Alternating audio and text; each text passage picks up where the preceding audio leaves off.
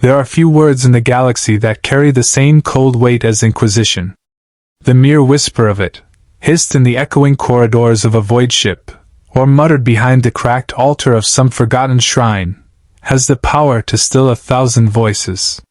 In the vastness of the Imperium, where faith is survival and ignorance is a shield, there are those who dare to question, to doubt, to rebel. They think themselves safe beneath the weight of stars, lost among billions. They are wrong. For in the dark age of the 41st millennium, there are eyes that never close. There are agents who move through shadow, who listen to the unspoken, who see heresy where others see only fear. And when the Inquisition marks a name, there is no sanctuary, no plea, no forgiveness, only the slow descent into oblivion. The stories that reach us, those whispered by fugitives and recorded by dying astropaths, speak not merely of punishment, but of annihilation so absolute that even memory recoils from it. Whole worlds burned to cinders for the sins of one. Families erased because of a single unguarded word. But beneath the terror lies a darker truth, that the Inquisition itself is divided, fractured by ideology, haunted by its own paranoia. To defy the Inquisition is madness. Yet, perhaps, to serve it is no less damning. If you find yourself drawn to the quiet dread of these hidden wars, to the places where loyalty and madness blur, then remain with us. The Imperium hides its truths behind layers of silence, but here, together, we peel them back one by one.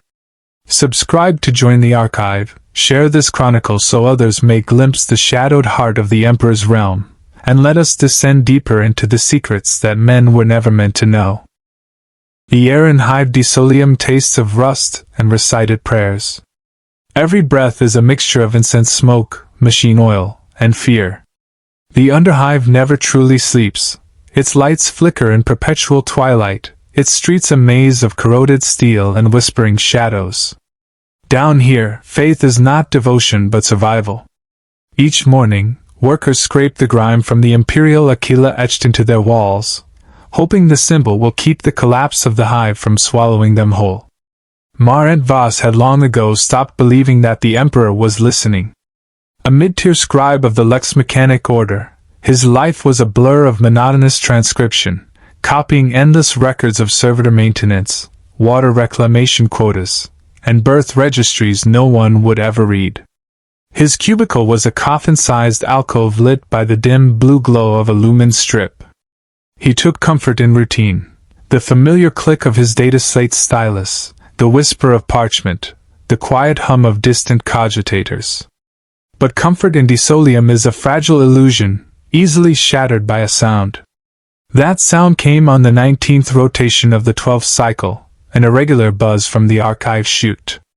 It was an old device, a pneumatic cylinder used to transport sealed documents from the upper hives down to the Lex Mechanic chambers. It rarely functioned anymore. When Marent pried the cylinder open, a single data slate fell out, its edges blackened as though scorched. He frowned. The surface was marked by a sigil he didn't recognize at first. Then the light caught it, and his breath stopped. An eye of burnished gold crowned by a skull, flanked by wings. The mark of the Inquisition. For a long moment he did not move. His hands trembled above the slate as if the symbol itself exuded heat. He knew the stories. Those who stumbled upon inquisitorial relics never fared well. To keep it was heresy. To destroy it was treason. And yet to report it wrongly was to invite suspicion upon oneself. Marent's heart pounded as the hive's machinery groaned far below, the rhythmic pulse of the sump pumps echoing like a slow heartbeat. He whispered a prayer. Half-forgotten words learned in childhood, then wrapped the slate in an oilcloth and hid it beneath the ledgers of hydroscript tallies. That night, he dreamed of black ships without windows drifting through voids of whispering voices. When he awoke, the air in his cell felt thicker, as if the hive itself was watching him. He tried to convince himself it was nothing, a clerical mistake, a lost relic from a purged data cluster. But the seal, its sharp edges, its precision, was too deliberate. That day, Every glance from a fellow scribe felt like an accusation. Every echo in the hall seemed to carry his name. By the time he left his post, the corridors of the Lex Mechanic level had grown dim. A light storm had struck the hive spires above, knocking out several generator clusters. Marent's boots clicked against the metal grating as he descended the maintenance stairs. He clutched the oilcloth bundle to his chest like a relic, meaning to deliver it to the local Arbeits precinct for reporting. It was the proper, sanctioned course of action. Yet, halfway down the stairwell, he stopped. Below him, two figures stood near the junction, men in grey coats bearing the sigil of the Administratum. Their voices were low, but the sound carried upward through the hollow shaft. Data slate bearing sealed sigil of the Ordo Hereticus. Recovered from the lower archives. Marent froze. Any record of who found it? Not yet. But someone filed an unauthorized catalog query at the 8th rotation. The name matches Marent Vos. He stumbled back, his hand gripping the railing. The metal was slick with condensation. The whisper of his name felt like a brand pressed into his flesh. He didn't wait to hear more. Turning, he climbed the steps in silence, his boots barely making a sound. By the time he reached his cubicle again, his mind was a storm. He pulled the data slate out, staring at the burnished sigil. Its surface was cracked, its screen dark, but when he brushed the dust away, faint script flickered to life. Lines of text in high Gothic scrolled across the interface before vanishing again. Only one phrase remained, glowing faintly in red. Purged initiate sequence. Authorization magenta.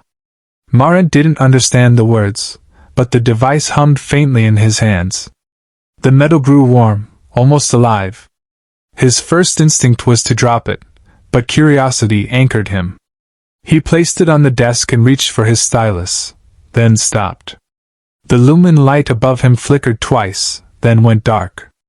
In the sudden blackness, the hum of the data slate grew louder. Somewhere down the corridor, a vox grow crackled to life. A voice, not human, not mechanical, but something in between, spoke a single word. Identify. Marent's mouth went dry. The word echoed through the chamber, resonating in the walls. He could feel it in his bones. He stood slowly, every muscle rigid, his eyes fixed on the slate. Then came the sound of boots, heavy, deliberate, echoing against the metal floors. The door panel slid open with a hiss. Lumen light spilled through, illuminating the black silhouette of a figure in a long coat, its shoulders adorned with purity seals. Marent Vos, the figure said softly. By order of the Inquisition, you are under investigation for heretical possession.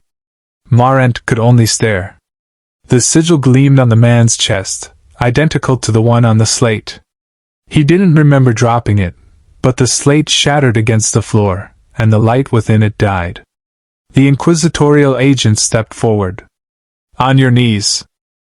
Marent's knees struck the cold steel grate before he could even process the command. The hive's stagnant air filled his lungs, heavy with fear, sweat, and the faint tang of ozone from the failing lumens above. The figure did not raise a hand to strike him. It did not need to. Authority in the Imperium carries a weight far beyond mere muscle. The Inquisition's presence alone sufficed to crush the spirit of any common man. The agent's face was hidden beneath the shadow of a hood, but the eyes, bright, unnervingly sharp, scanned Marent as though he were an open record. Every detail of his life, his thoughts, and even his secrets seemed to be laid bare beneath that gaze. For a long moment, no words were spoken, only the faint hum of distant machinery and the rhythmic drip of condensation from the overhead conduits. Data slate, the figure said finally, voice low, measured. Marent gestured weakly toward the fragments still glinting on the desk. The Inquisitor moved with the fluid precision of someone accustomed to command, kneeling slightly to inspect the remnants. Every movement was deliberate, a study in control that made the scribe's heart hammer faster. You touched this? The agent asked, not accusatory but factual, as though the statement of truth alone carried judgment. Marent's lips trembled.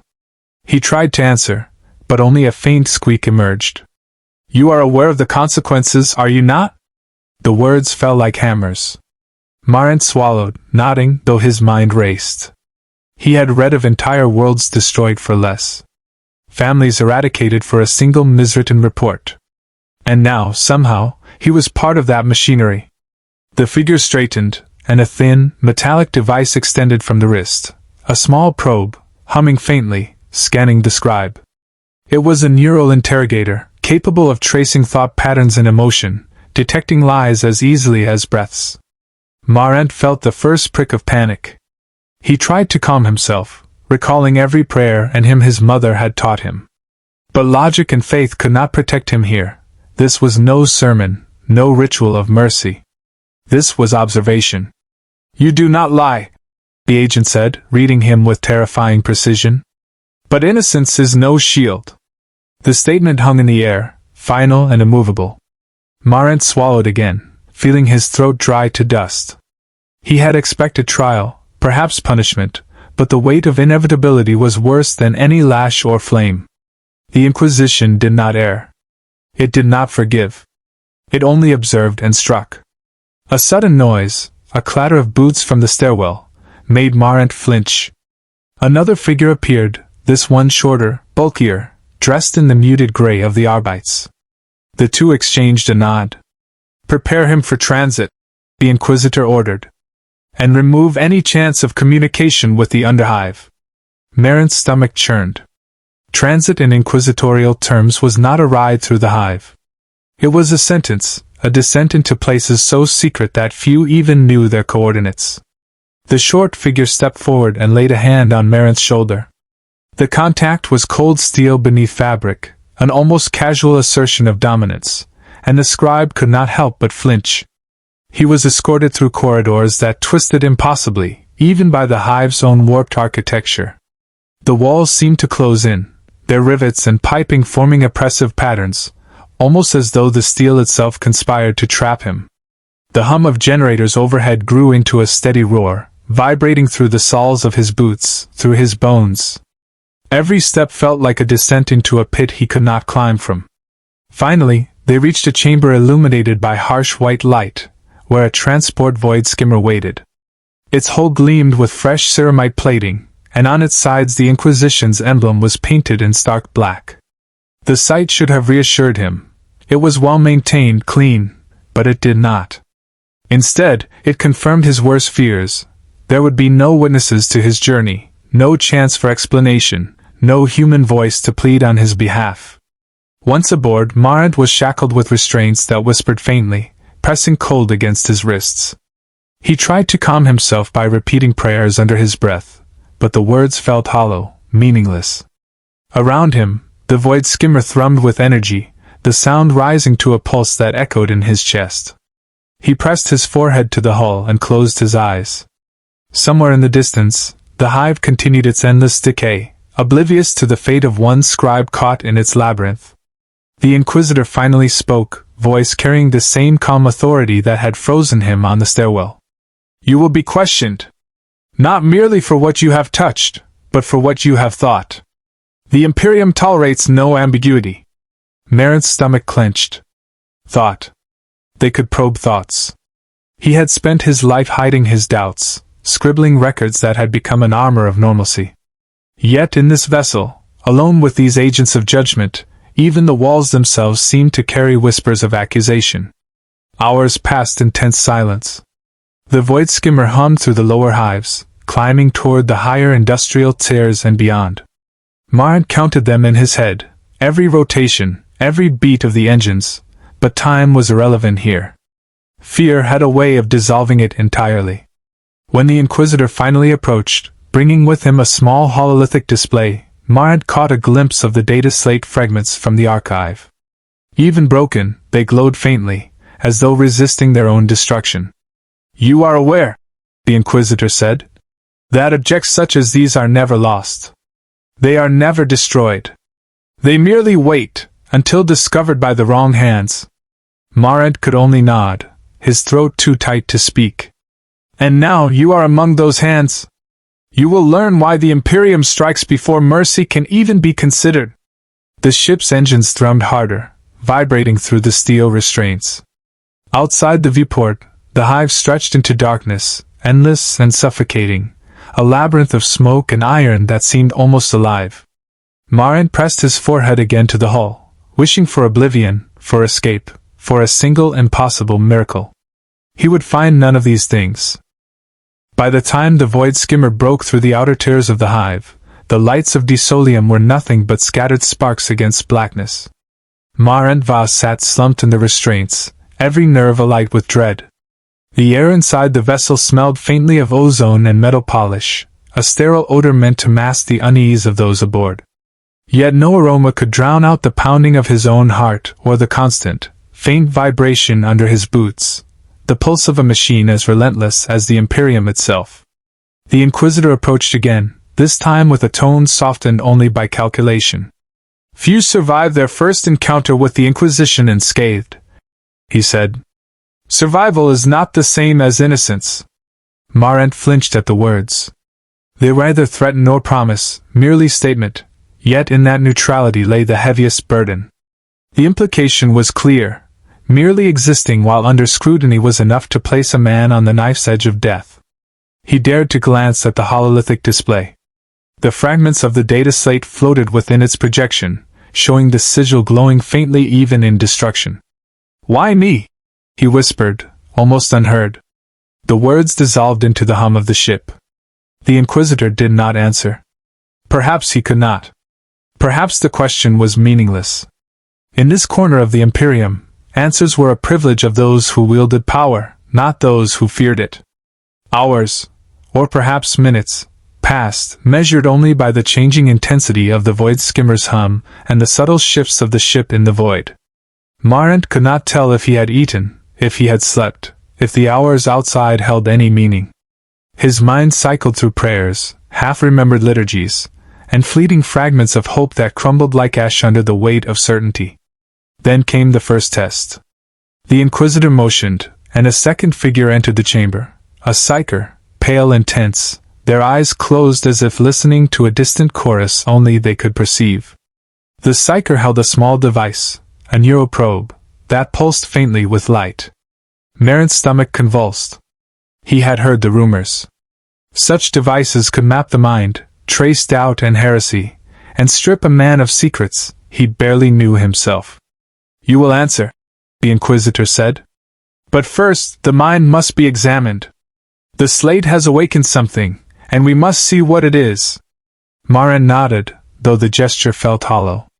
The probe hovered over his temples, vibrating faintly, and for a moment the world tilted. Colors shifted. He saw flashes of the underhive, the rat-infested corridors, the endless faces of anonymous laborers, all mirrored by the pale eyes of the Inquisitor. He tried to resist, to close himself off, but the device probed deeper, threading through memory and thought with surgical precision. And then he saw it, flickers of something he could not comprehend. Fragments of forbidden knowledge, perhaps, or merely the echo of someone else's designs left in the data slate.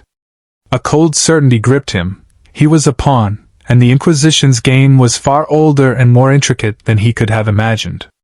The probe retracted, and Marent slumped, gasping, as though he had been submerged under a tidal wave and brought back only to realize he could not breathe. The Inquisitor's voice cut through the haze. "Your mind is not impure, yet neither is it untouched. You have seen, however briefly, that the Imperium's gaze is unyielding. Remember this, curiosity is a dangerous companion."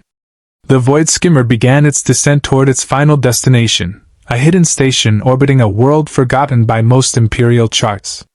Beyond the hull, the stars stretched infinite, cold, and indifferent. Marent understood, at last, that there would be no witnesses, no advocates, no safety net.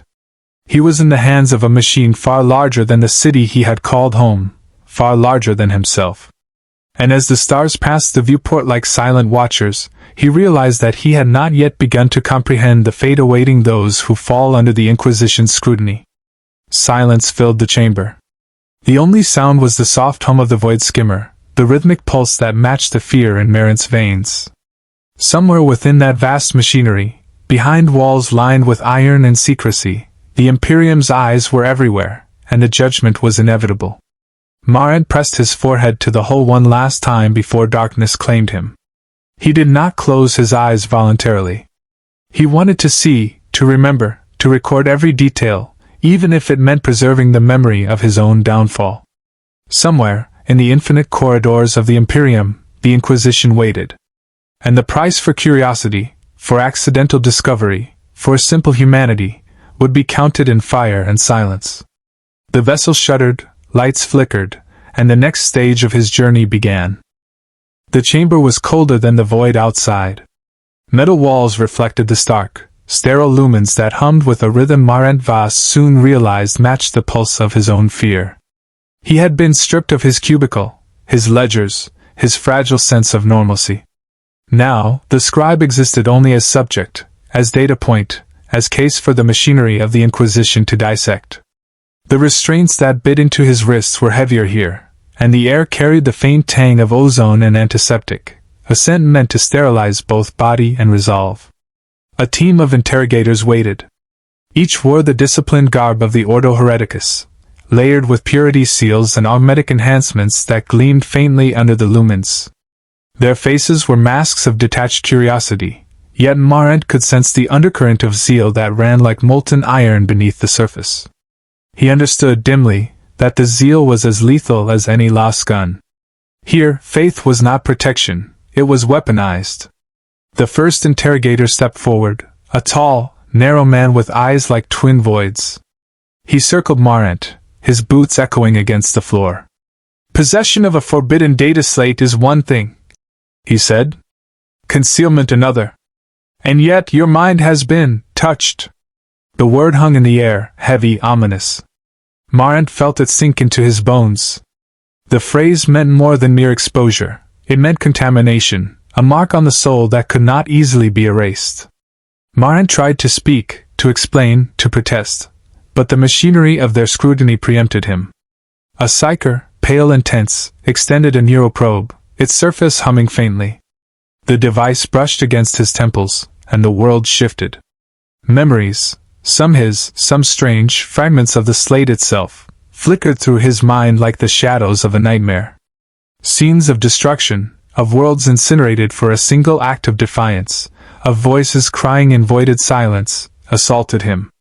The interrogators watched without emotion, taking note of each twitch, each rapid heartbeat, each involuntary shiver.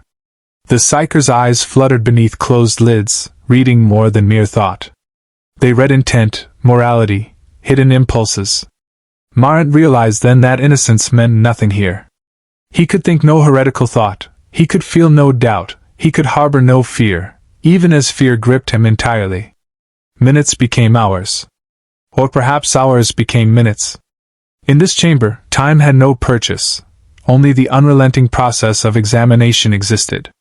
They pried at his memory, dissected his perception, analyzed the flutter of his pulse, the constriction of his breathing. The data slate, they explained through clipped, precise words, was not merely a relic but a test, a lure meant to expose weakness and curiosity alike. Marent's trembling hands clenched, realizing that he had been an unwitting participant in a scheme far larger than himself. "Do you understand?" the first interrogator said finally. "That even now, what you consider accidental discovery is evidence of latent heresy?"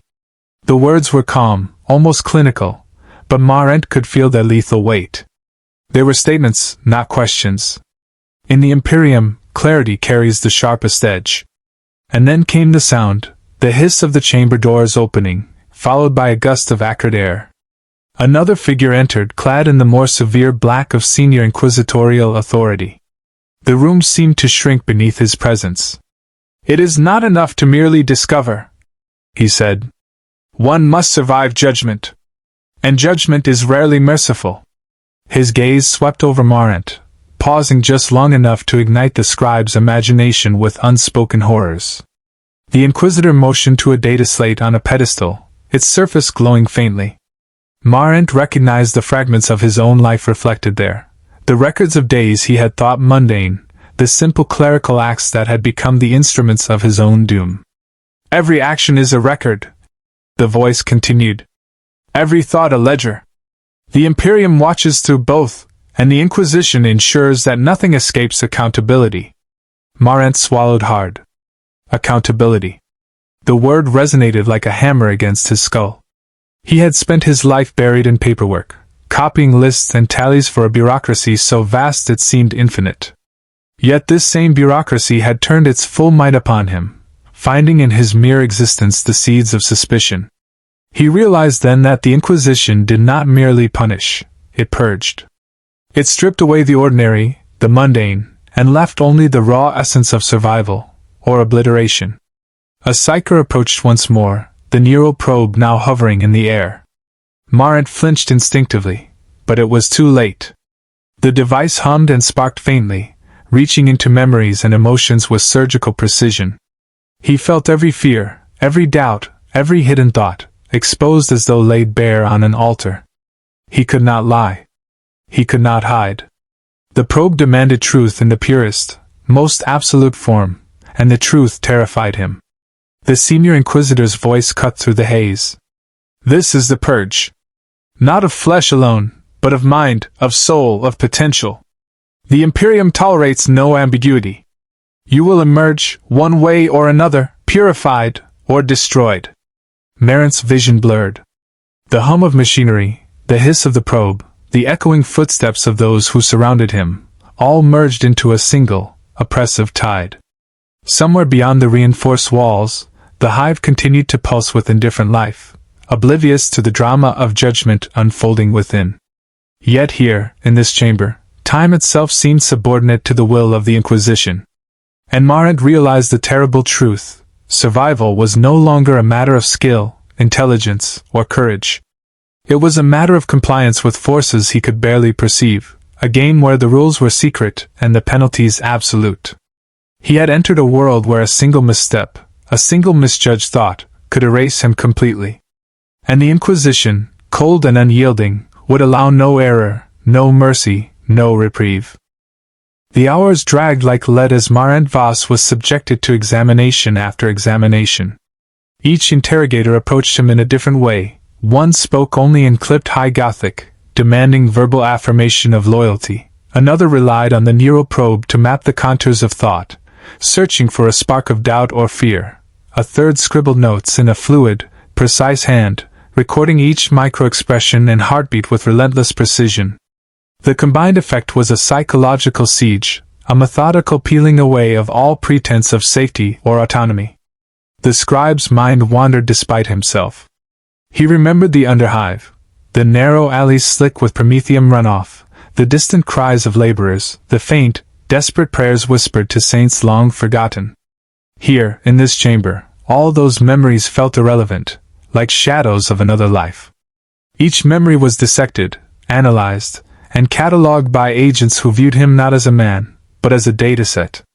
Every hesitation, every flicker of emotion, was noted as evidence.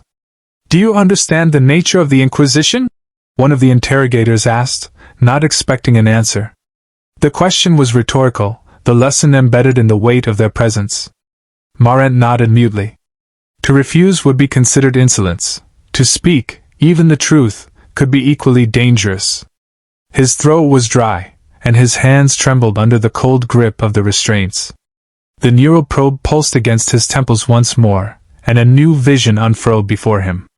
This time, it was not his own memories, but fragments of the Imperium itself, worlds incinerated for a single heretic's misstep, entire families annihilated to set an example, records of compliance and betrayal etched in the annals of planets. Marent shivered as he saw the magnitude of the machinery he had inadvertently triggered. The Inquisition did not merely punish. It purified, it eradicated, it consumed everything that might corrupt the Emperor's will. And he, a mere scribe, had touched a spark that could ignite that fire. Minutes passed, or was it hours, before the senior Inquisitor returned. He did not speak immediately, only observed. Marent felt the weight of scrutiny settle like iron chains around his chest. Finally, the man leaned forward, his voice low, measured, and utterly absolute. "The purge is not complete until we have discerned the full extent of exposure. You have seen what curiosity can summon. You have touched knowledge not meant for your eyes. Do you yet comprehend the danger you are in? Marent could only nod. Comprehension was irrelevant. Survival demanded compliance. He understood the peril, but he did not understand how he could navigate it. The Inquisition's machinery was vast, precise, and merciless. There would be no loopholes, no escape, no mercy. Then came the final test of this stage. The Psyker, pale and trembling with a quiet intensity, placed the neuroprobe directly against Marent's temples. A flash of pain, a jolt of cold, and suddenly the scribe's consciousness was flooded with visions not entirely his own. He saw himself standing on a scorched world, flames licking the skies, the echoes of the dead ringing in the air. He saw inquisitorial agents moving silently among the ruins, tallying deaths and victories with mechanical precision. And through it all, the sigil of the Inquisition glowed faintly, omnipresent, watching, judging. Marent gasped and struggled against the restraints, but the agents held him firmly, their touch light but unyielding. He understood, finally, that the purge was not only physical or mental, it was existential. It stripped away identity, memory, and hope until only the awareness of judgment remained. When the vision ceased, the chamber was quiet except for the hum of machinery.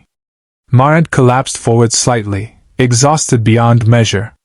The interrogators did not offer comfort. None was needed, and none would be given. Instead, the senior inquisitor's voice cut the silence like a blade. You have survived the first phase. But survival alone is meaningless. The purge continues, and the path ahead is fraught with exposure, danger, and revelation. Consider this a lesson. In the Imperium, nothing remains hidden for long. Marent lay back, trembling, staring at the ceiling.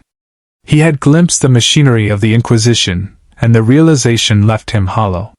It was a force without mercy, a process without pause, and he was ensnared in it utterly. The fear that had once been abstract was now tangible, residing in every bone, every nerve, every shadow of thought. And he knew, with unshakable certainty, that the true trial had only just begun.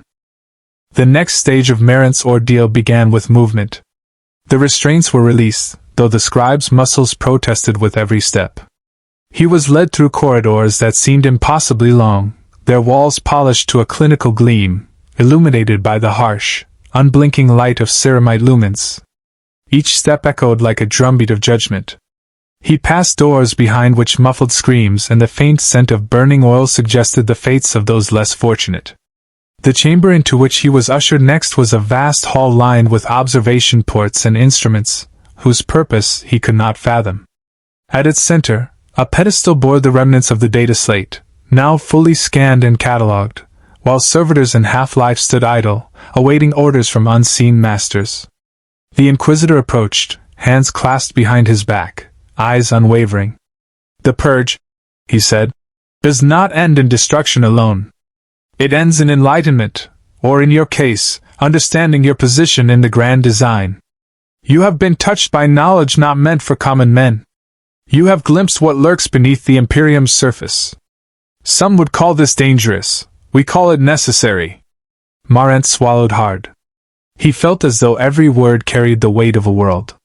He understood that he had been both test and target, and that his survival thus far was owed only to design and calculation, not to luck or merit. The Inquisitor's presence reminded him that even the smallest misstep, the tiniest slip of thought, could summon annihilation. A psyker hovered nearby, neuroprobe now deactivated but still humming faintly with latent energy. Marent realized that even when the instruments were silent, their potential for intrusion lingered like a shadow over his mind.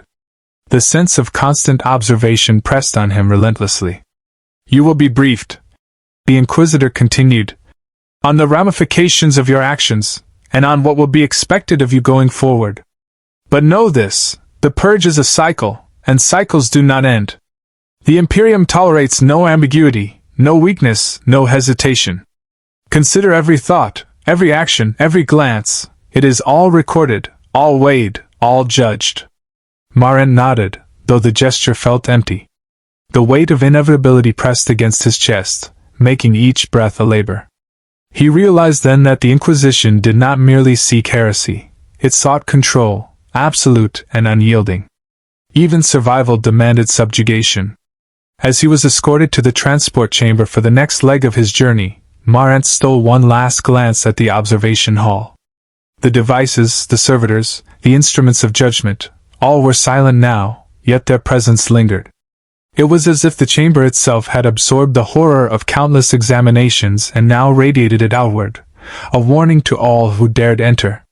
Once aboard the void skimmer, the hum of the engines replaced the hum of fear in his mind. But even here, in motion, there was no relief.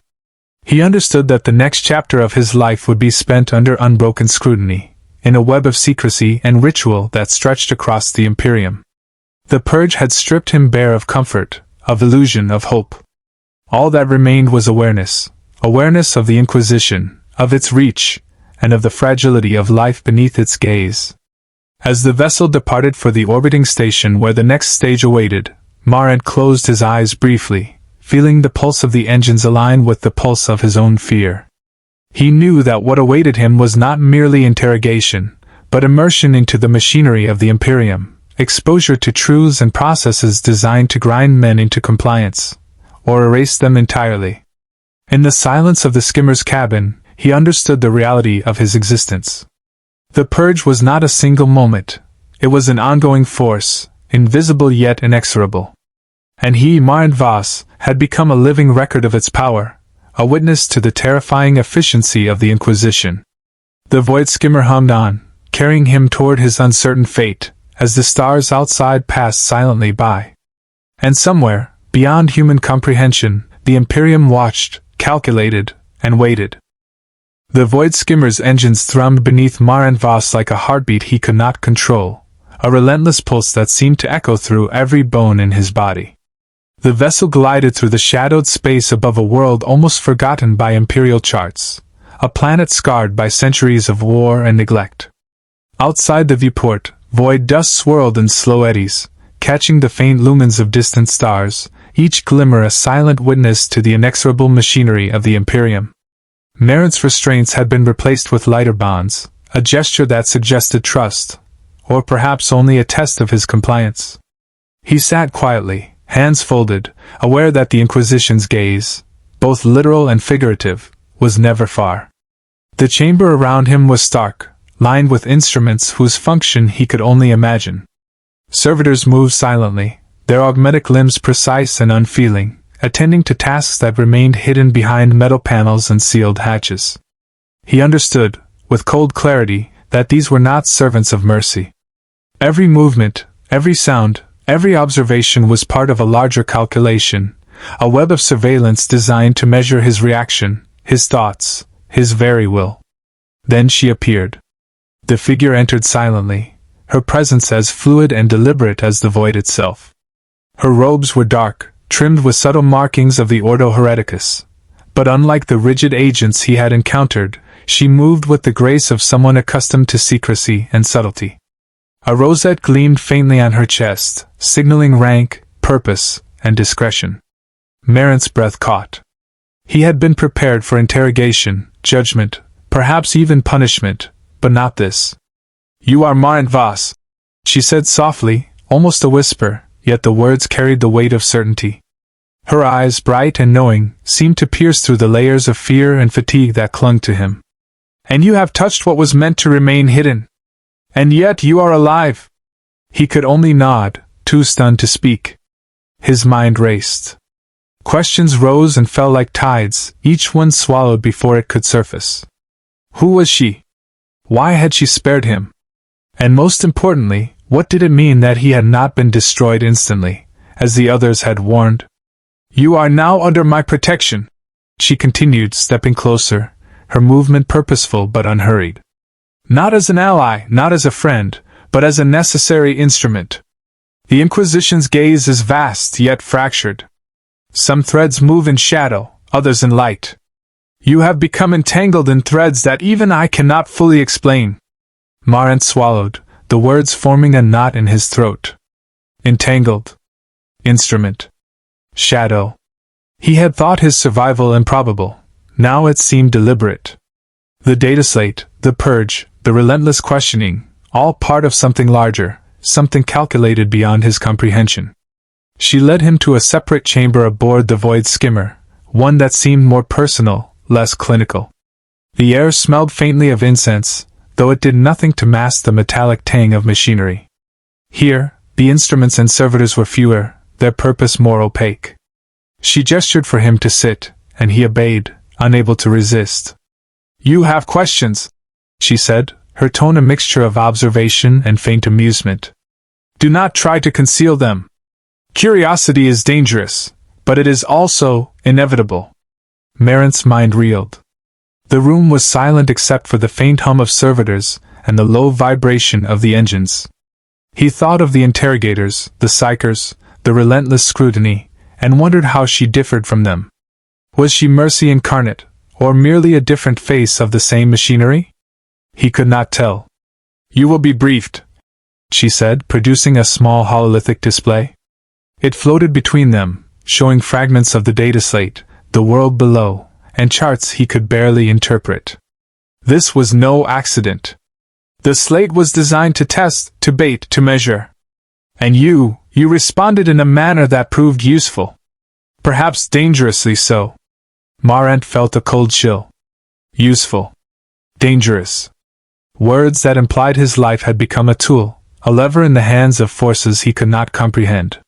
And yet, the alternative, a sudden, silent death as he had imagined countless times, was gone.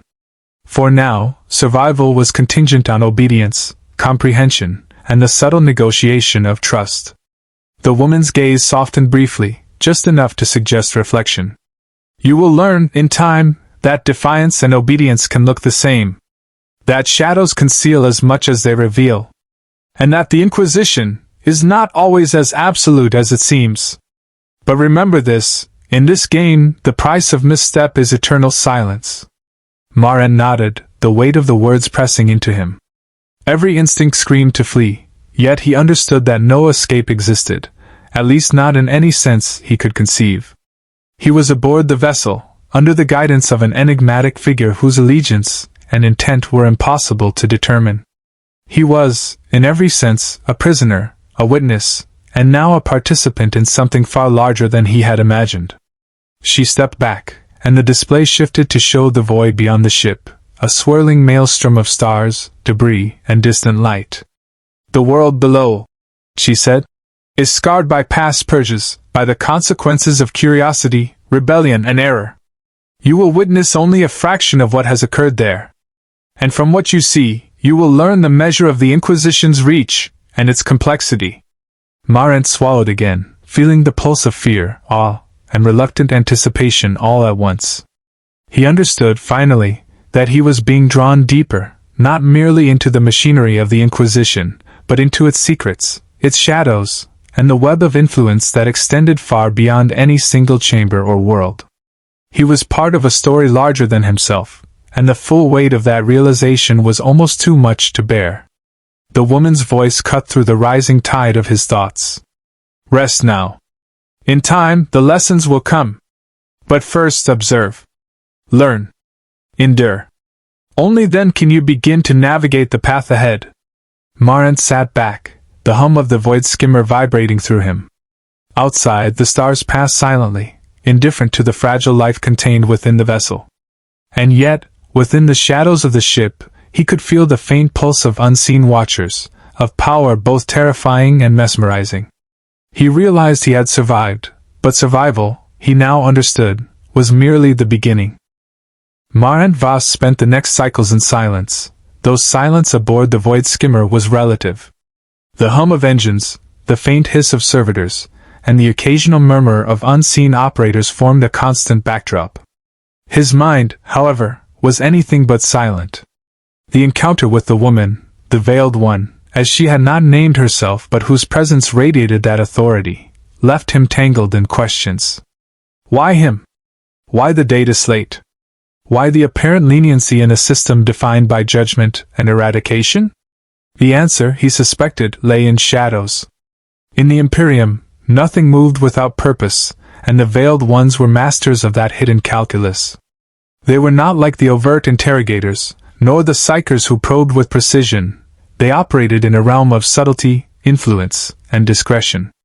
Their work left no trace, yet the consequences of their decisions rippled through entire hives, planets, and sometimes star systems. Hours, or perhaps rotations, later, the ship's hull vibrated as it entered the upper atmosphere of the target world. Marent peered through the viewport at a landscape scorched and battered. Cities were skeletal, their spires broken and blackened, the streets deserted save for the occasional scavenger or patrol. Fires burned in isolated pockets, casting flickering light across streets he could only imagine were once vibrant. The Veiled One remained at his side, silent, her presence a quiet anchor in the storm of his thoughts. "You will see what remains," she said at last, her voice low, measured, yet carrying an unsettling gravity. "And you will understand the consequences of curiosity, of negligence, of defiance. Observe carefully. Learn. Remember." The ship descended slowly, guided through corridors of ruins and choked industrial zones. The air was heavy with ash and the faint, acrid tang of promethium. Marent pressed closer to the viewport, noting every detail: collapsed manufactorums, servitor carcasses frozen mid-task, scorch marks etched across walls. Somewhere in the distance, the faint clatter of a Skitarii patrol echoed, their movements precise and inhuman, scanning for threats real or imagined. "They call this a purge," Marent whispered, though not to her. His throat was dry, voice hoarse. "But it seems surgical. Methodical. Not chaotic." The Veiled One's gaze flicked to him, sharp and assessing. "The Inquisition is seldom chaotic. Where others see violence and destruction, we see patterns. Every action is measured, every outcome calculated. The purge is a tool, not a spectacle. And for those who survive, understanding the pattern is as important as understanding the danger." Marent shivered, not from cold but from the enormity of the revelation. The purge was not simply punishment, it was an exercise in control, in influence, in unseen manipulation. Lives were sacrificed, yes, but only to preserve a larger order. And in this order, he was now a participant, a pawn whose actions could echo far beyond his comprehension. As the void skimmer approached a landing zone, he noticed movement below, figures cloaked in shadow, flitting between ruins with an unnatural grace. Their faces were hidden, their identities obscured, yet Marent sensed a presence older and more deliberate than any he had encountered. They moved with the precision of predators, yet with the subtlety of those accustomed to remaining unseen. "They are the Veiled Ones," she said quietly, reading his expression. "Operatives of the Ordo Hereticus who work in secrecy, ensuring the Imperium's will is enforced without spectacle. Few ever see them. Fewer survive encounters to tell of them. And yet here you are." Marent's pulse quickened. He had believed the Inquisition to be absolute, unyielding, a force of overwhelming judgment. And yet these shadows operated beyond that immediate force, executing decisions and interventions that even the most powerful inquisitors might never witness. He realized, with a sense of cold awe, that the Imperium's machinery was far more complex than he had imagined. The ship's landing struts extended, the hull settling onto scorched concrete with a hiss and tremor. Marent felt the vibration through his feet, through his core. The Veiled One led him down the ramp, her movements fluid, controlled, imperceptibly aware of every sound, every shadow. Outside, the air was thick with ash and the acrid remnants of promethium fires. The city, or what remained of it, stretched in a skeletal maze, silent save for distant echoes of machinery and the occasional scream carried faintly on the wind. "You will witness the outcome of curiosity untempered by caution," she said, her voice low. "You will see what happens when the machinery of the Imperium perceives a threat, however small. And you will understand your place within this balance, precarious though it may be." Marent followed, his steps hesitant yet compelled. Every corner of the ruined city, every shadow between the collapsed spires, seemed to watch him as much as he watched it. The Veiled One's presence was a tether to sanity, a reminder that survival required more than obedience. It required perception, subtlety, and an awareness of unseen threads. He realized then that the purge was not only about destruction, but about revelation, a method of teaching through exposure, of forcing comprehension through observation. He was to learn not merely from interrogation, but from witnessing the consequences of hidden acts, of errors both trivial and monumental. The weight of that lesson pressed upon him, heavier than any restraint, sharper than any blade.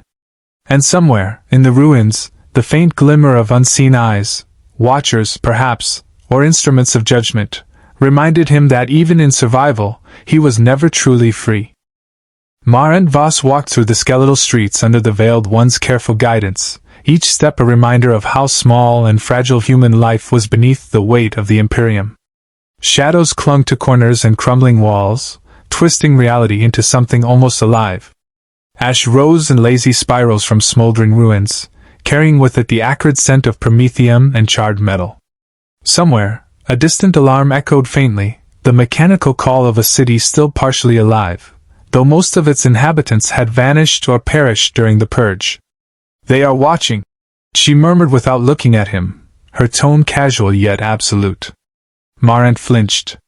Not a threat, not a warning, merely an observation of fact. Here, even the wind could betray. Even a stray echo could signal judgment. The Veiled Ones moved in patterns he could barely perceive, weaving between observation points, slipping through corridors and alleyways with a grace that suggested centuries of experience, or something indistinguishable from instinct. He realized that the purge had layers, levels of intervention he had never imagined. The overt force of the Ordo Hereticus, the psychers and interrogators, was merely the surface. Beneath it moved operatives who were invisible, yet whose decisions could be more consequential than fire, blade, or censure. These shadows enforced obedience, quashed rebellion, and observed with precision surgical in its scope.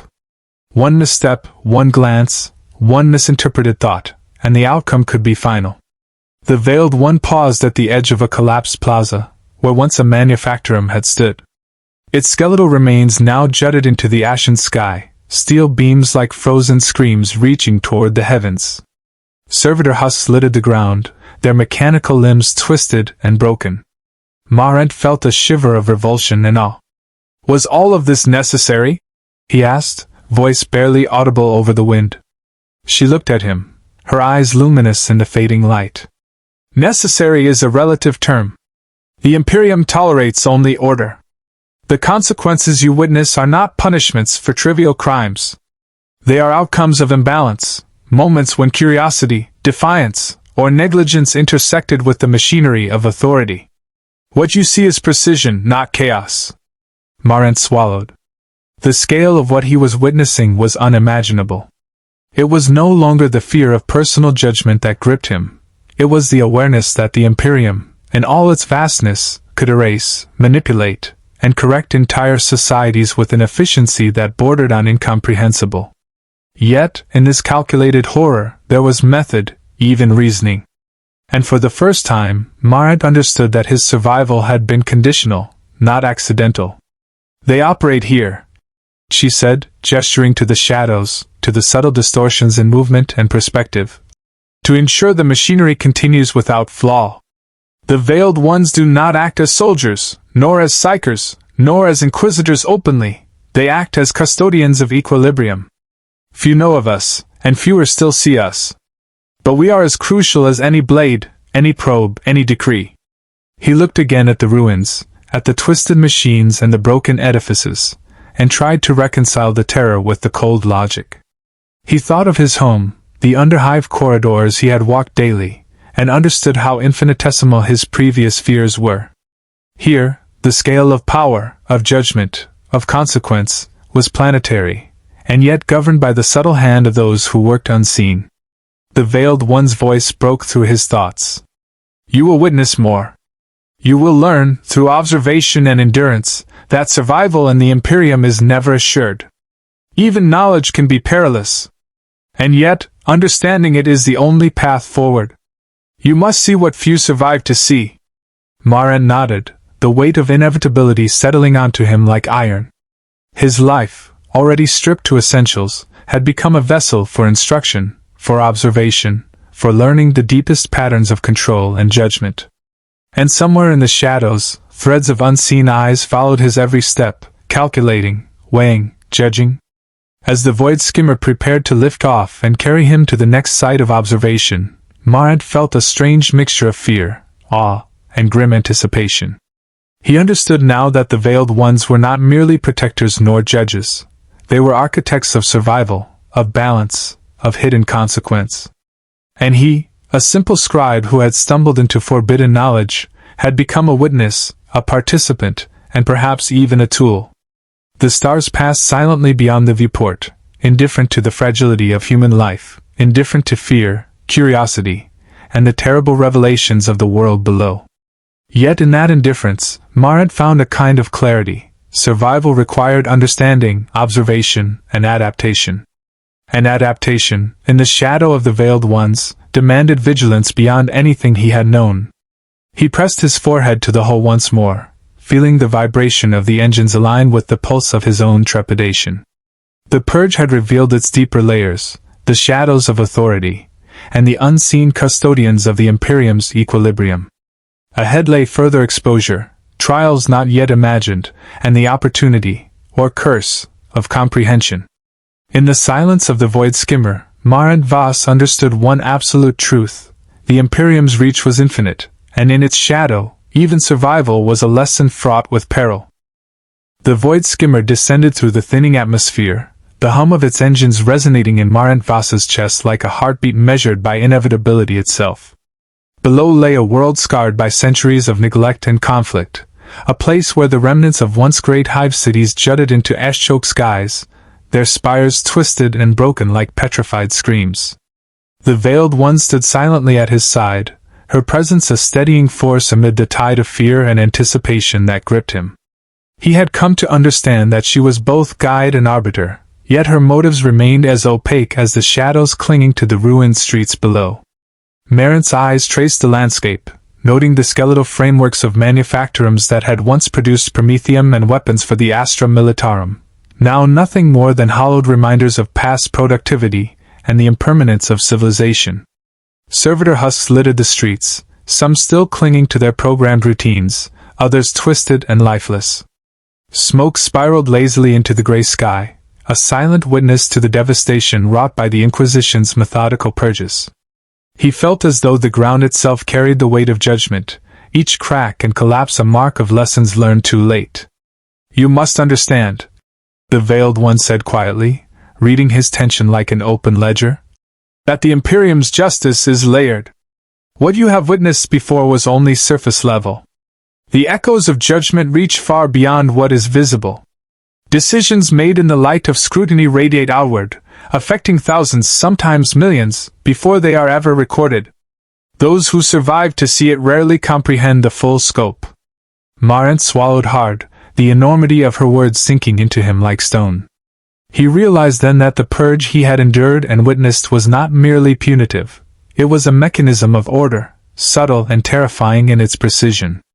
The Inquisition did not simply destroy. It corrected, it balanced, it ensured that errors were not repeated. And in that balance, the faintest miscalculation, the tiniest hesitation, could echo across an entire hive or planet. As the void skimmer glided above the ruined spires, Marent noticed movement, small, deliberate, almost imperceptible. Figures cloaked in dark robes moved among the debris, their presence felt more than seen. These were not the overt agents of the Inquisition he had encountered in chambers or on transport decks. They were custodians of the unseen, operating in the spaces between observation and action, ensuring that the Imperium's machinery continued uninterrupted. "They are the silent enforcers," she murmured. "We call them the Veiled Ones, for the world sees us rarely, and fewer still understand our purpose. Every movement, every action you observe, every interaction you perceive, all of it is measured, calibrated, and recorded. You are now part of this observation, and by extension, part of this judgment." Marent's pulse quickened. To be observed by those who themselves were instruments of hidden authority was a concept that terrified and fascinated him in equal measure. The knowledge that his thoughts, gestures, and reactions were being assessed on multiple levels at once made him hyper-aware of his own body, his own breathing, and the tremors of fear that he could not fully suppress. The ship descended further, landing upon a level terrace of the ruined hive. The air was thick with ash, the faint tang of promethium still lingering, and the distant echo of servitors moving through collapsed corridors. Marent felt a chill, though the temperature was mild. It was the kind of cold that penetrated the soul, the awareness of being measured by unseen forces. "Here," the Veiled One said, gesturing toward a central plaza, "is where echoes of judgment are clearest. Observe carefully." Marent followed her gaze and saw them, fragments of a community once alive, now reduced to skeletal forms, machinery frozen mid-task, traces of recent activity suggesting survivors, yet none visible. The pattern of survival and destruction was almost mathematical, each ruin, each scorched corner, telling a story of intervention, correction, and consequence. He understood at last that survival here was not merely about escaping death or avoiding scrutiny. It was about comprehension, grasping the hidden forces, the subtle manipulations, and the silent rules that governed life and death. The purge was both violent and invisible, overt and subtle, a duality that left the uninitiated either dead or broken. Marent's mind raced with questions. Could he predict these patterns? Could he anticipate the movements of the Veiled Ones, the shifts of the Inquisition's machinery? Could knowledge alone grant survival, or was it simply a temporary reprieve from inevitability? The Veiled One's calm presence offered no answers, only the quiet reassurance that observation was a first step, comprehension the next. "Do not mistake understanding for safety," she said, her voice carrying the weight of centuries of hidden knowledge. "Even those who observe can fall. Even those who learn can fail. The echoes of judgment do not forgive. They persist beyond your comprehension, beyond your fears, beyond your life if need be. And yet they teach. Observe, endure, adapt. That is all any of us can do." Marent's pulse aligned with the hum of the void skimmer, a rhythm of fear, anticipation, and grudging respect for the precision of forces he could barely perceive.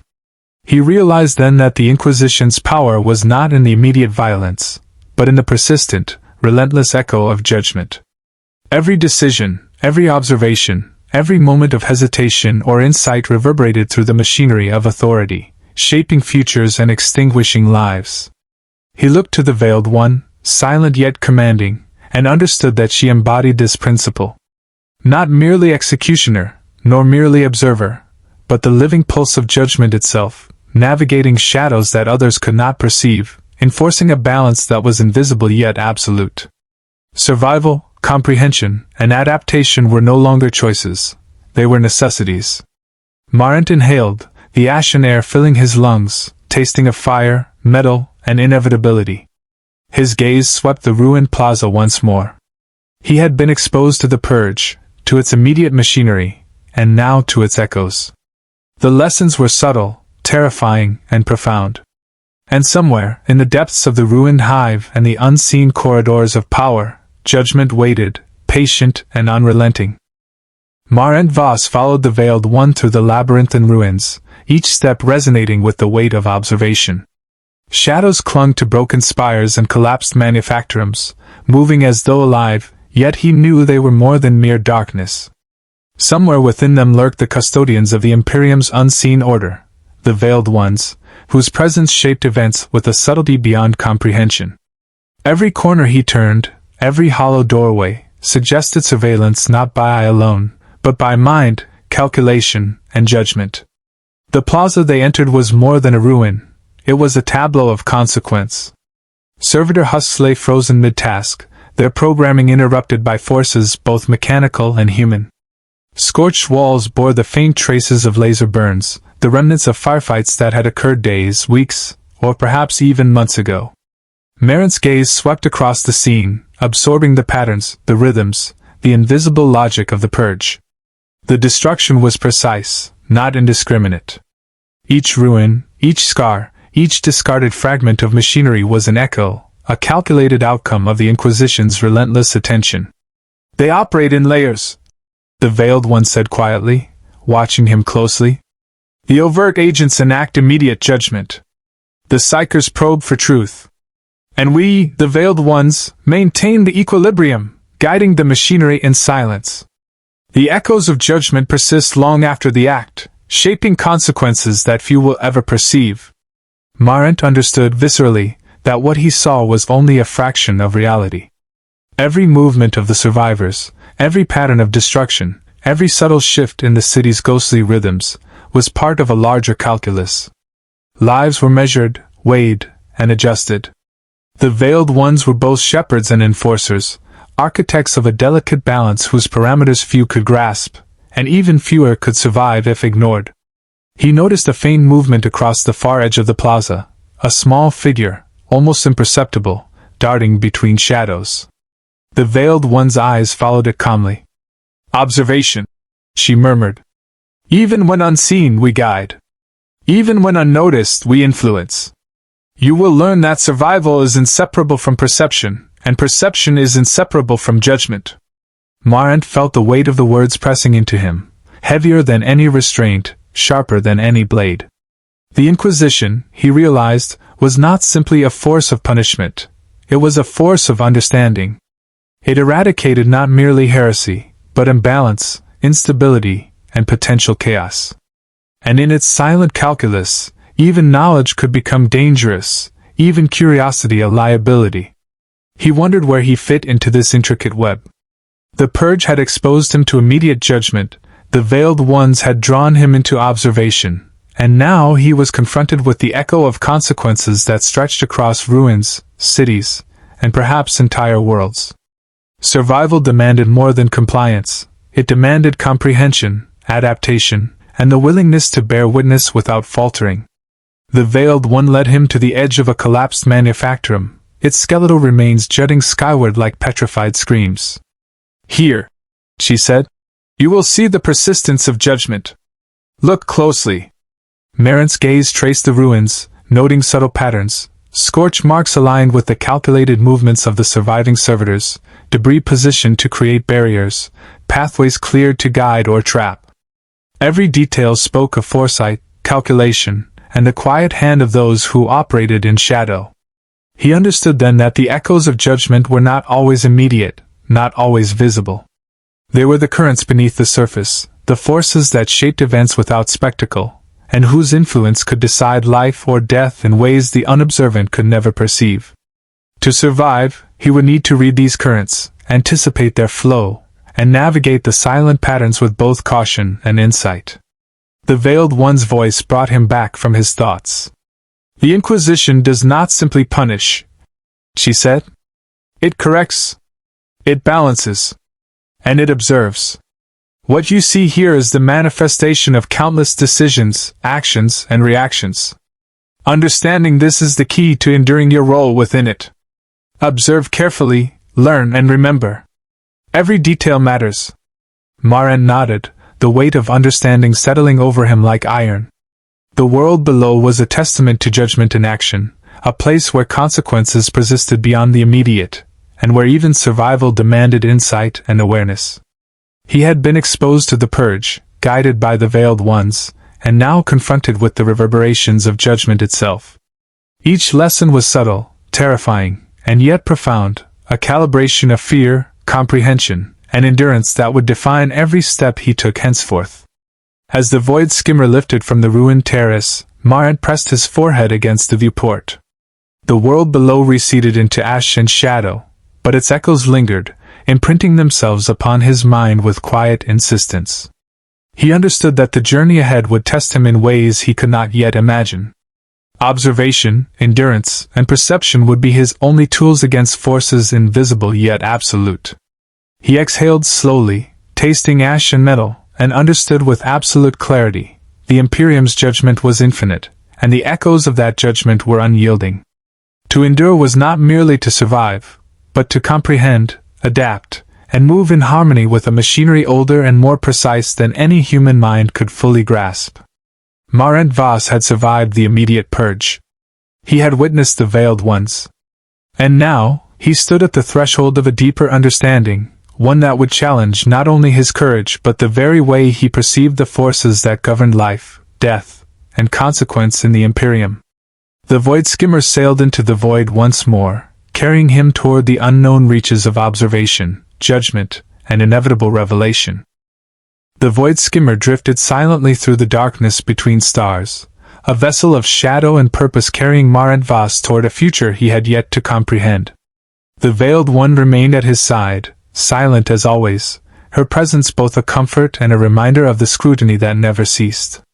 The stars beyond the viewport were indifferent, cold points of light that had witnessed the rise and fall of countless worlds, yet they seemed to pulse faintly in time with the imperceptible machinery of the Imperium. Marent realized that even as he observed the heavens, he was subject to layers of observation that dwarfed human comprehension. The Veiled One spoke, her voice low, precise, almost ritualistic. "You have seen the purge, the surface judgment, and the echoes of those judgments. What remains is the ultimate lesson, the apotheosis of silence. Understand this not as a spectacle, but as a principle. The Imperium's power is absolute not only in action but in the restraint it enforces, the silences it maintains, and the consequences that ripple unseen across space and time." Marent felt a chill. Silence, he realized, was not mere absence of sound, it was the presence of unspoken authority, the weight of unseen eyes, the knowledge that every action, hesitation, and thought was part of a larger, incomprehensible pattern. The Inquisition's reach was infinite, yet its most potent forces operated without flourish, without immediate consequence, in the shadows that shaped reality itself. He thought of the ruined hive below, the scorched manufactorums, the skeletal servitors, and the silent watchers that had moved through the streets with quiet precision. Every detail had been a lesson in the subtle application of power, a demonstration of how the Imperium enforced its will without spectacle. And now, in the weightless silence of space, he understood the next stage, observation beyond observation, comprehension beyond survival. "You must accept," the Veiled One continued, "that even knowledge can be a peril. Curiosity, insight, and understanding are tools, but they are double-edged. Those who grasp too much, too soon, risk annihilation. The apotheosis of silence is the recognition that what is unseen is often more consequential than what is seen. It is the lesson the Imperium teaches through subtlety, restraint, and the quiet application of judgment." Marent nodded, though comprehension did not bring relief. The vessel drifted past shattered moons and debris fields, each fragment a testament to past conflicts, and the impermanence of all things beneath the gaze of the Imperium. He felt a weight settle into his chest. Not fear of death, not merely awe, but the full gravity of being alive within a system that measured every breath against infinite scales of consequence. The Veiled One led him to a chamber deep within the void skimmer, one he had not noticed before. Its walls were lined with hololithic displays, faintly glowing inscriptions in High Gothic, and the soft hum of instruments that seemed to read the ambient thoughts of the vessel's occupants. Marent realized, with mounting dread, that this was a nexus of observation, a point where the lines between watcher and watched blurred. Here, the full extent of the Imperium's silent power could be perceived, if only partially, through patterns, readings, and the echoes of judgment that radiated outward from countless worlds. "You will witness," she said, gesturing to the displays, "the full scale of consequence, though filtered, of course, for your endurance. Comprehend this. Every action, every hesitation, every secret preserved or revealed, resonates across the Imperium. The apotheosis of silence is the acknowledgement of these resonances, the recognition that even inaction carries weight, and that survival is inseparable from awareness, perception, and restraint." Marent gazed at the displays, seeing fragments of entire campaigns, hidden interventions, and the invisible hand of the Veiled One's guiding outcomes with precision beyond human intuition. He saw worlds spared or destroyed, entire populations adjusted, judgments executed without ceremony, yet in perfect alignment with a hidden logic. Each image impressed upon him the terrifying efficiency and subtlety of forces that few would ever witness, let alone survive. A shiver ran through him. He understood, finally, that the Inquisition's power was not in the immediacy of its punishment, but in the anticipation it inspired, the unseen threads it pulled, and the silent consequences that could echo for centuries. The apotheosis of silence was not a moment, it was a state, a principle, a constant awareness that every thought, every act, every secret was observed and weighed, often without explicit acknowledgement. The Veiled One's eyes met his, sharp and unflinching. You have survived the purge, witnessed the Veiled Ones, and seen the echoes of judgment. Now you face the ultimate understanding. The silence itself is the mechanism of control. To endure is not merely to obey, but to comprehend the quiet, relentless calculus of the Imperium. And in that comprehension lies both power and peril. Marent felt a strange clarity. Fear remained, but it was tempered by understanding. He saw that survival required more than compliance. It demanded perception, patience, and the capacity to navigate a web of consequences that extended far beyond his own life or immediate experience. The Imperium's judgment was infinite, yet its most profound lessons were learned not in spectacle, but in the stillness, the silences, and the echoes that reverberated unseen. He pressed his hand against the viewport, staring into the void. The stars were distant and indifferent, yet he sensed them as silent witnesses to his trial, markers of time and consequence in the unyielding machinery of the galaxy. The apotheosis of silence was absolute, a principle of survival, comprehension, and endurance that transcended fear and punishment. It demanded vigilance, insight, and unwavering awareness of the currents beneath the surface of all things. Marent exhaled, tasting the cold tang of recycled air and ash, and felt the first tentative threads of understanding settle in his mind. Survival was not merely a matter of living through the purge or avoiding the Inquisition's gaze. It was about becoming attuned to the patterns, the shadows, and the quiet calculations that governed every action, every thought, every consequence in the Imperium. The Veiled One stepped back, her figure a dark silhouette against the soft glow of the hololithic displays. Rest now, she said. The lessons are continuous, the judgment unending, and the silence eternal. You are part of it now, whether you wish it or not. Remember, survival is comprehension, comprehension is endurance, and endurance is the only measure that matters.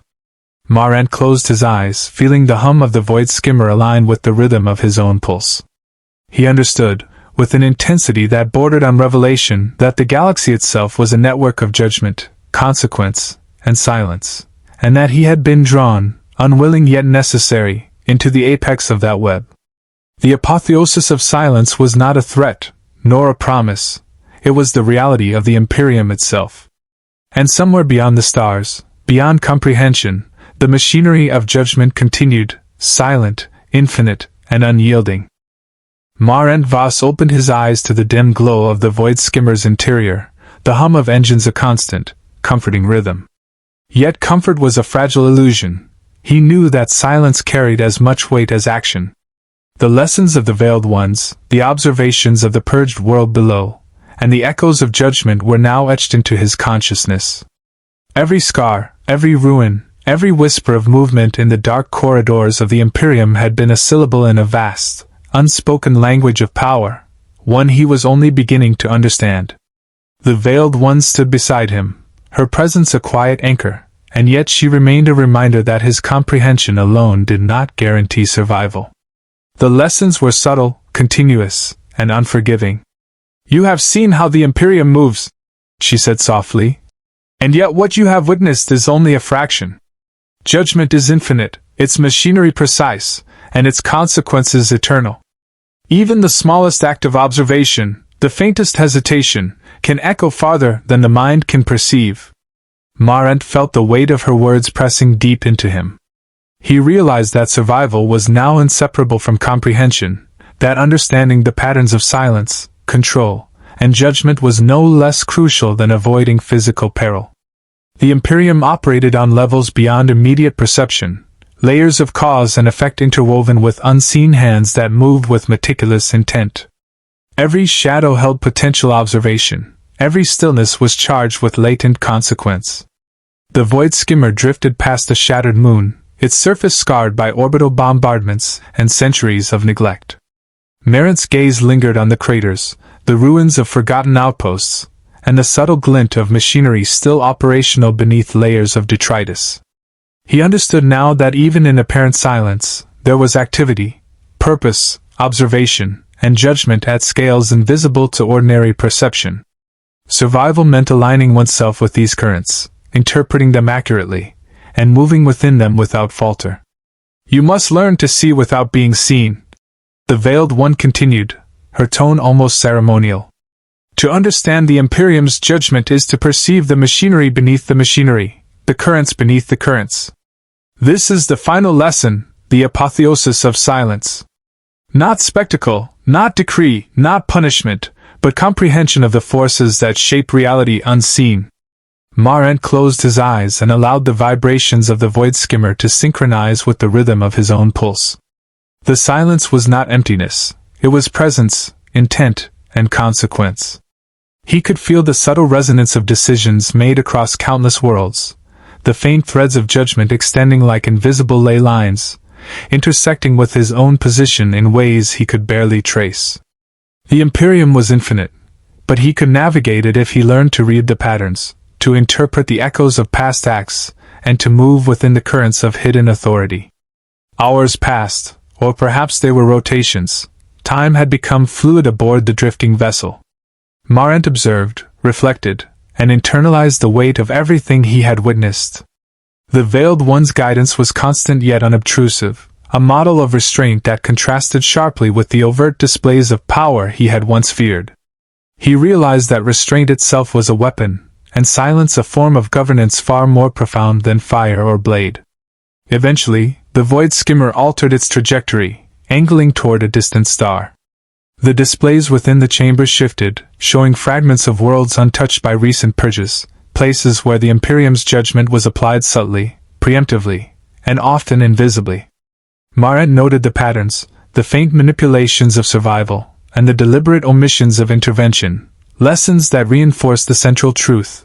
The Imperium did not merely react, it anticipated, it shaped, it moved with silent inevitability. You are no longer merely an observer, the Veiled One said finally, her voice low and resonant. You are now part of the machinery. Not as a master, nor as a servant, but as a participant in the silent calculus. Your choices, your comprehension, your endurance, they all matter. And yet, remember, survival is never guaranteed. Even knowledge can be a peril. Even comprehension can lead to consequences beyond your imagination. Marent nodded, understanding at last the full weight of his journey. He had been a witness, a student, and a participant in the most subtle and profound exercise of imperial authority he could have imagined. The purge, the Veiled Ones, the echoes of judgment, all had been preparation for this realization. The apotheosis of silence was the ultimate mechanism of survival and comprehension, an invisible force shaping lives and worlds without spectacle or announcement. He stood at the viewport, gazing at the stars stretching infinitely into the void, feeling the enormity of existence, and the fragile thread of his own life within it. Every act of observation, every thought measured and tempered, every shadow he navigated was a testament to endurance and understanding. The Imperium was not merely a system of rule and punishment. It was a living, breathing web of judgment, consequence, and silence, and he had become part of it, willingly or not. The Veiled One turned, her figure framed against the soft glow of the hololithic displays. Rest, Marent Vos, she said. The silence is eternal. The judgment is infinite. And your place within it has begun. Observe carefully, endure patiently, and move wisely. The galaxy watches, and the echoes of judgment never sleep. Marent exhaled, the ashen tang of distant fires lingering in his mouth, and felt the full weight of comprehension settle into his bones. He understood that the journey ahead would test every instinct, every thought, and every measure of courage. Yet, in the stillness, he also sensed clarity, a path forward not through strength alone, but through awareness, observation, and the subtle navigation of the invisible currents that govern life, death, and consequence across the Imperium. The void skimmer sailed onward into the black, carrying him toward new worlds, new echoes of judgment, and new lessons in the imperceptible, relentless mechanisms of the Imperium. Marent Vos had survived, but survival was no longer enough. Now, comprehension, endurance, and attunement to the silent machinery of power were his only measures of hope, and his only path forward in a galaxy where judgment was infinite, and the silence eternal.